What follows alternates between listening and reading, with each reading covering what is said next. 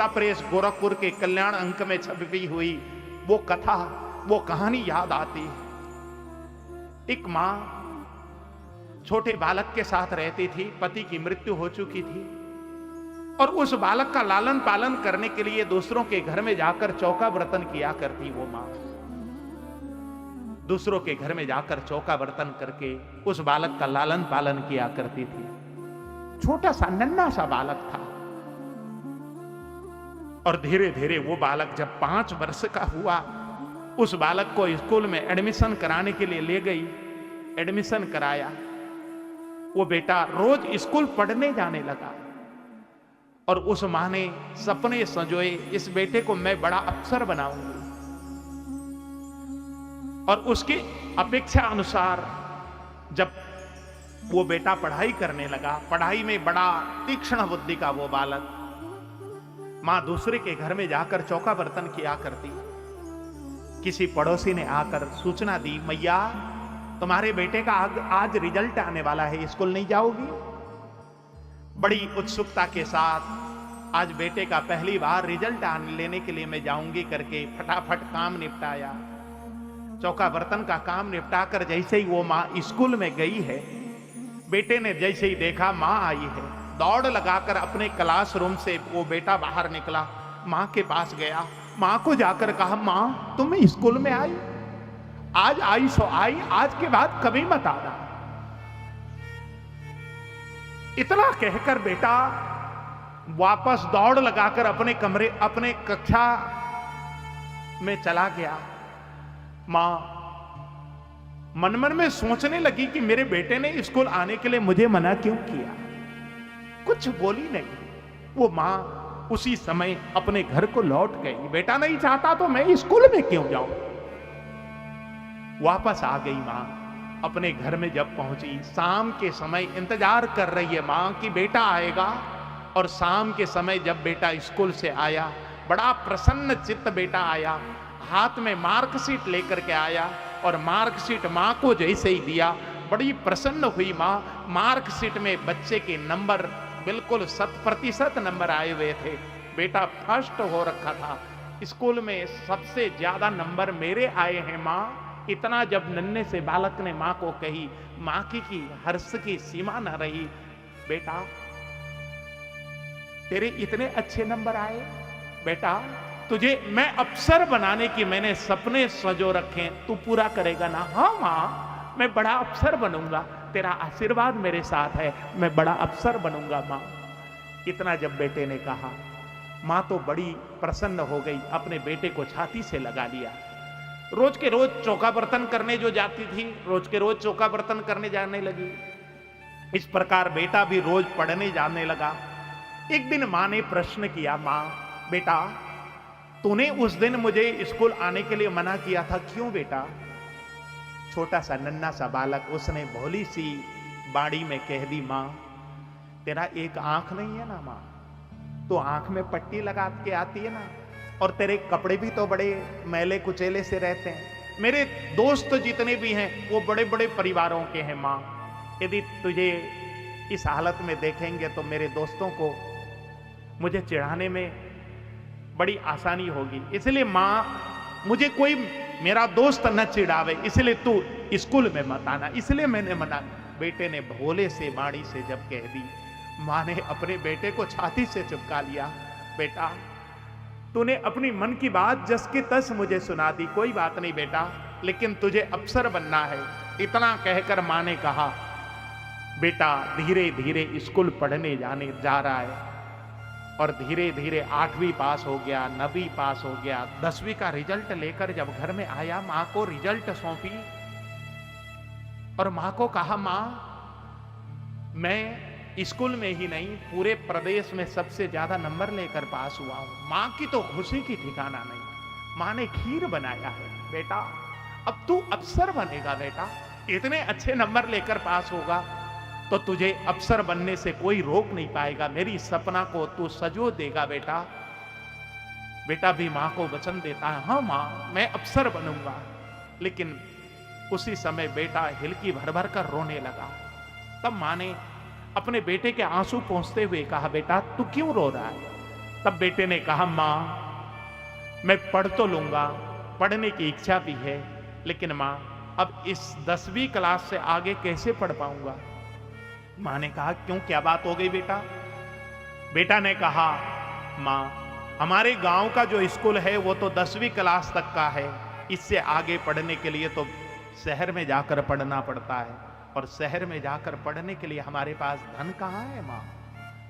बेटे की जब वाणी सुनी, मां को रोना आ गया। मां ने बेटे को अपनी छाती से चिपका ली और कहा, बेटा तुझे अफसर बनाने के लिए, तुझे पढ़ाने के लिए मैं कुछ भी करूंगी। अभी तक मैं एक घर में जाकर चौका बर्तन करती हूं ना, अब मैं 4 घर में बर्तन चौका किया करूंगी, लेकिन तुझे मैं बड़ा अफसर बना के रहूंगी बेटा, तू कल ही पढ़ने जाएगा। इतना कहकर साहूकार के घर में गई, कुछ रुपए मांग कर लेकर आई है, बेटे को रुपए दी है, बेटे को पढ़ने के लिए जब शहर भेजा है। बेटा शहर पढ़ने गया। मां और बेटे में पत्राचार से वार्ता होती, बेटा भी पत्र भेजता, मां भी पत्र भेजती। पढ़ते पढ़ते 12वीं पास होने की खबर मां को जब पता लगी, बहुत प्रसन्न हुई मां, आंखों से भाव के आंसू गिरे। अब मेरे दुख के दिन ज्यादा दिन नहीं है, ऐसा मन में अनेक प्रकार की कल्पनाएं सजोने लगी वो मां। धीरे धीरे बैचलर की क्लासें बेटे की प्रारंभ हो गई। बेटे ने बीएससी में फर्स्ट क्लास में पास किया। ये खबर भी मां को जब पता लगी, मां बहुत प्रसन्न हो गई। मां ने पत्र लिखकर भेजा, बेटा अब तू डिग्री हासिल करने के लिए पढ़ाई कर ले, अच्छे नंबर लेकर डिग्री हासिल कर लेना। मां ने जब पत्र भेजा, बेटे ने डिग्री भी हासिल कर ली। डिग्री हासिल होने के बाद बेटे ने कोई मां के लिए पत्र नहीं लिखा।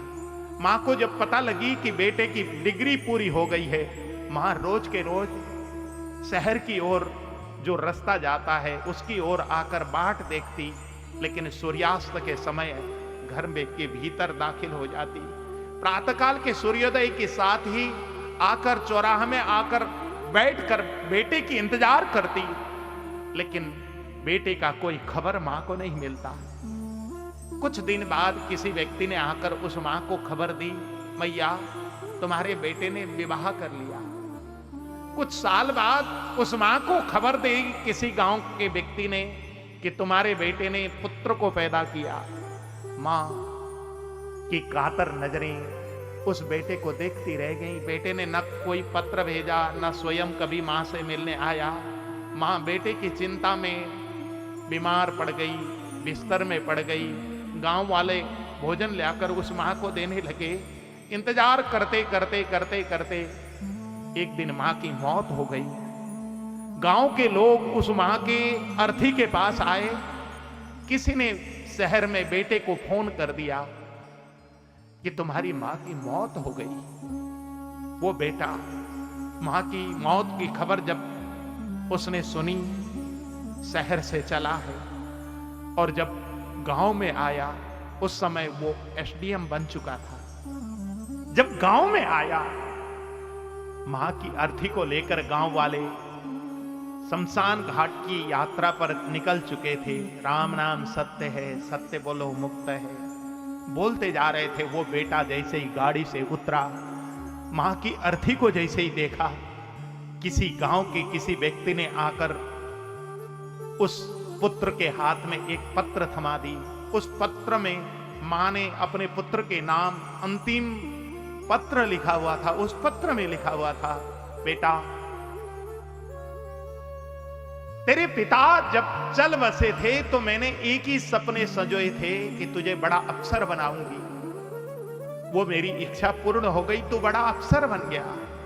लेकिन बेटा तुझे पता है, जब तेरे पिता चल बसे तू मेरे गर्भ में था, और जब मैंने गर्भ से तुझे पैदा किया तो उस समय तेरे लालन पालन के लिए कमाने वाला घर में कोई नहीं था।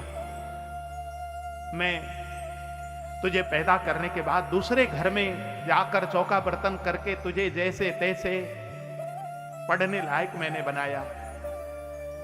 लेकिन तू जब पलना में लिटाकर मैं काम करने दूसरे के घर में जाती ना, एक दिन तू पता नहीं पलना से कैसे नीचे उतरा और घुटमन घुटमन चलते चलते एक बांस की झाड़ी में कैसे गिरा मुझे नहीं पता। एक दिन तो बांस की झाड़ियों में जब गिर गया था तो पूरा शरीर चोटिल हो गया था। तेरे रोने की आवाज मैंने जब सुनी, मैं दौड़ करके आई। तेरे शरीर में खून की धारा बह रही थी।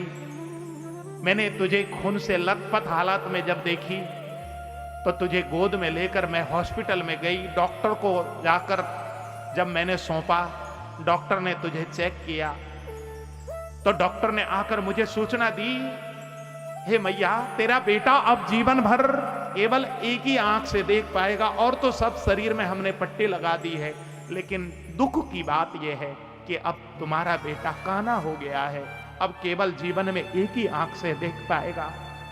उस समय मैंने डॉक्टर से हाथ जोड़कर विनती करते हुए कहा, हे डॉक्टर साहब, मेरे बेटे को दोनों आंख से देखने का कैसे बनाया जा सकता है? कोई तरीका है क्या? दोनों आंख ठीक हो जाए मेरे बेटे के।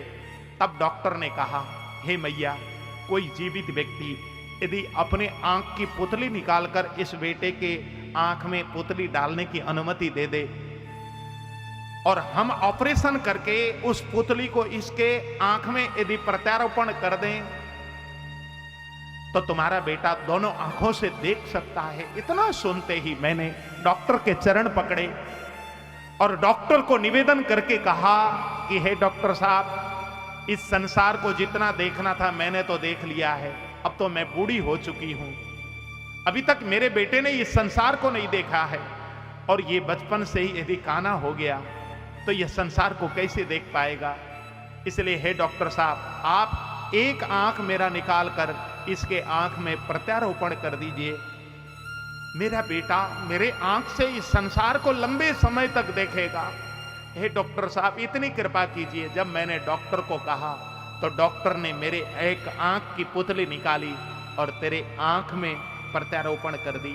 बेटा, मैं जानता हूं उसके कारण मैं अत्यंत सुंदर दिखती थी, मैं कुरूप हो गई, और मेरी कुरूपता के कारण तो मुझे स्कूल में आने से भी तूने रोकता रहा।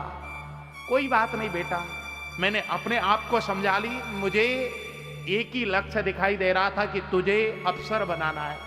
बेटा, तू अफसर बन गया, मेरी इच्छा पूर्ण हो गई। अफसर बनने के बाद तूने बिना मुझसे अनुमति लिए तूने शादी कर ली, कोई बात नहीं। तुझे खुश रखने के लिए तेरी पत्नी तेरे पास आ गई, इसमें भी मुझे खुशी है।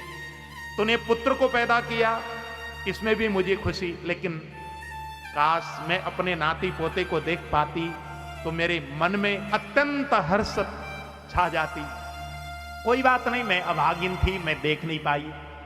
लेकिन बेटा, तेरे संतान तुझसे प्रेम करें, तेरे साथ रहें और तेरी बुढ़ापे में सेवा करें। बेटा, मैं तेरी मां हूं, मेरा आशीर्वाद सदा तेरे पास था, है, रहेगा। बेटा, अलविदा। इतना लिखा हुआ मां का वो पत्र उस बेटे ने जब पढ़ा, छाती पीट पीट करके वो बेटा रोने लगा, आंखों से आंसू की धारा बहने लगी।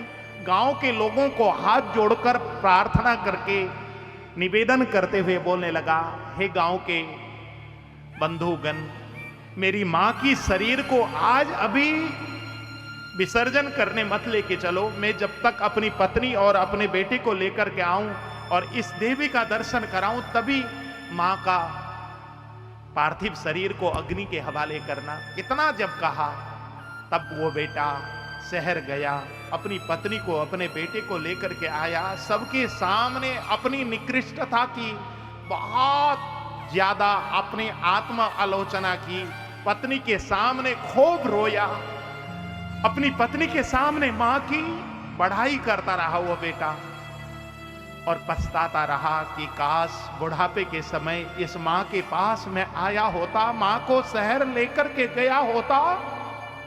इतना कहकर वो बेटा पछताता रहा, छाती पीटता रहा। लेकिन मेरे भाई बहन, तब पछताए होत का चिड़िया चुग गई खेत। वो बेटा पछताता रहा। इसलिए मेरे भाई बहन, मैं जब भी ये प्रसंग कहता हूं, मैं निवेदन करता हूं, जीवन में सब कुछ भुला देना, लेकिन जीवन में मां को मत भूलना, अपने पिता को मत भूलना, सब कुछ भुला देना, लेकिन मां बाप को मत भूलना।